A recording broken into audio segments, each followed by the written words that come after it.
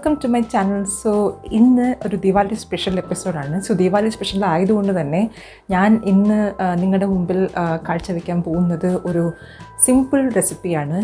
ഗോതമ്പ് ഹൽവ എന്ന് പറയും. വീറ്റ് ഹൽവ അല്ലെങ്കിൽ ഗോതമ്പ് ഹൽവ എന്നറിയപ്പെടുന്ന ഈ റെസിപ്പി വളരെ സിമ്പിളാണ്. ഹൽവ എന്നൊക്കെ കേൾക്കുമ്പോഴത്തേക്ക് നിങ്ങളെല്ലാവരും വിചാരിക്കും ഇതൊരു വളരെ എന്താ പറയുന്നത് ഭയങ്കര ബുദ്ധിമുട്ടുള്ള റെസിപ്പിയാണെന്നൊക്കെ വിചാരിക്കും. പക്ഷേ ഒട്ടും ബുദ്ധിമുട്ടുള്ള റെസിപ്പിയല്ല. വളരെ ഒരു 3 to 4 ഇൻഗ്രീഡിയൻസ് കൊണ്ട് മാത്രം വളരെ നന്നായി ചെയ്യാവുന്ന ഒരു റെസിപ്പിയാണ്.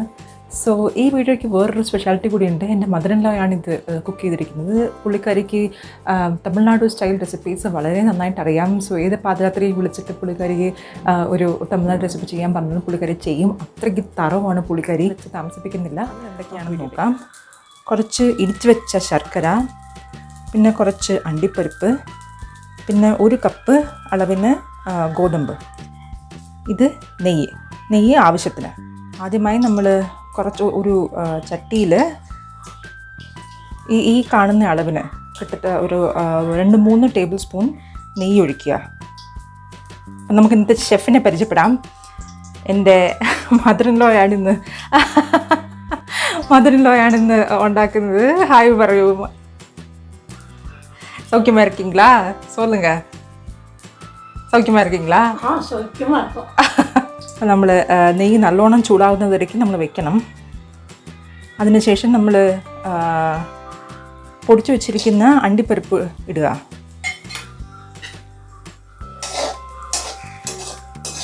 അണ്ടിപ്പരിപ്പ് നല്ലോണം എന്താ പറയുന്നത് കുറച്ച് ബ്രൗണിഷ്, നല്ലോണം ബ്രൗൺ ആവണ്ട, കുറച്ച് ബ്രൗൺ ആവുന്നിടം വരയ്ക്കും നമ്മൾ വറുത്തുകൊണ്ടിരിക്കണം. നല്ലോണം വതങ്ങിയ ഉടനെ നമ്മളൊരു പ്ലേറ്റിലങ്ങ് മാറ്റി വയ്ക്കുക.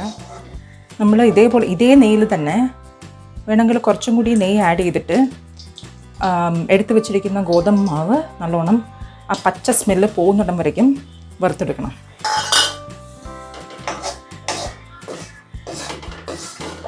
നല്ലോണം വതങ്ങിയ ഗോതമ്പ് മാവും വതങ്ങിയ എന്താ പറയുന്നത് അണ്ടിപ്പരിപ്പും നമ്മൾ മാറ്റി വെച്ച് കഴിഞ്ഞു. കുറച്ച് വെള്ളം ഒഴിക്കുക. ഏറെത്താഴെ ഒരു 1/2 കപ്പ് വെള്ളം ഒഴിക്കുക. 1/2 കപ്പ് വെള്ളത്തിൽ നമ്മൾ ഇനി ശർക്കര പാക് തയ്യാറാക്കാനാണ് പോകുന്നത്. അപ്പോൾ നമ്മൾ ചതച്ച് വെച്ചിരിക്കുന്ന ശർക്കര എടുത്തിടുക.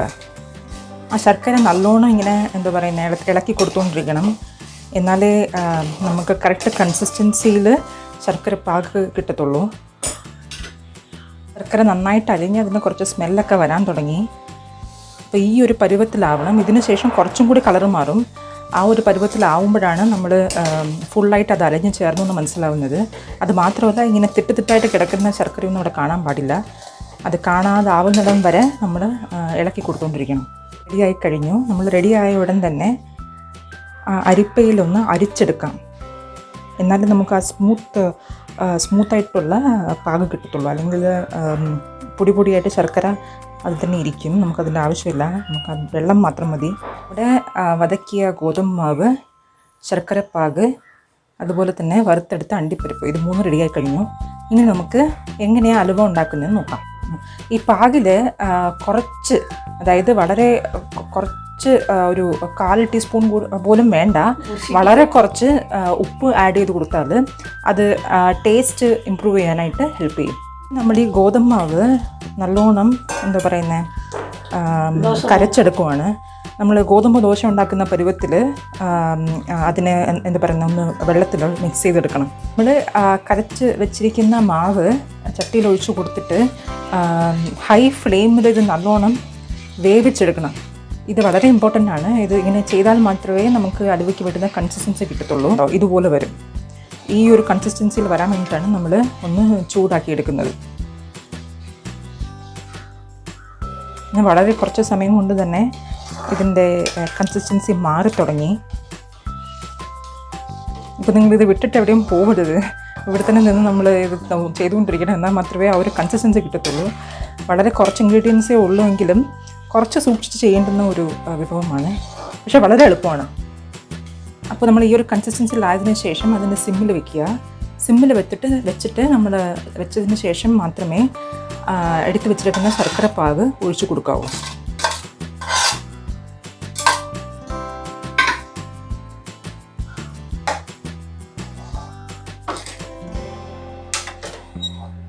ഇനി നമ്മളിതിനെ ഇങ്ങനെ ഇളക്കി കൊടുത്തുകൊണ്ടേയിരിക്കണം.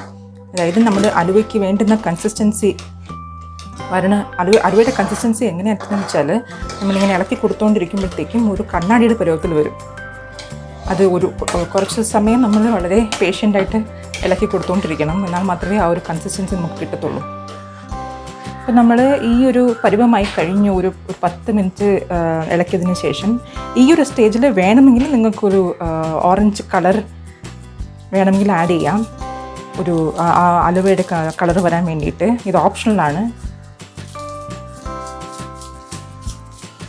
വേണമെങ്കിൽ നിങ്ങൾ കുറച്ച് ഏത് സ്റ്റേജിൽ വേണമെങ്കിലും നെയ്യ് ആഡ് ചെയ്ത് കൊടുക്കാം. എപ്പോഴെങ്കിലും വേണം നമുക്ക് തോന്നുവാണെങ്കിൽ അത് നമുക്ക് ഇളക്കിക്കൊണ്ടിരിക്കുമ്പോഴത്തേക്കും മനസ്സിലാവും അത് വേണോ വേണ്ടയോ എന്ന്. അപ്പോൾ അതിനനുസരിച്ച് നമുക്ക് നെയ്യ് ആഡ് ചെയ്യാം.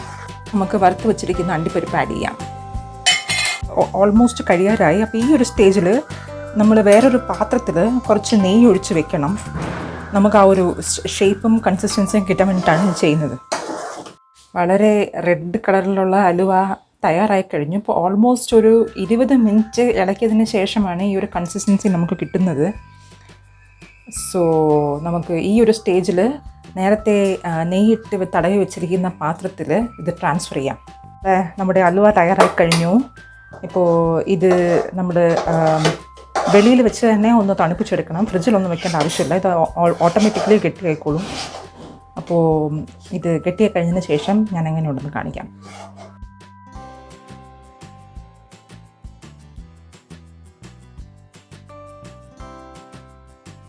Thank you so much for watching till the end.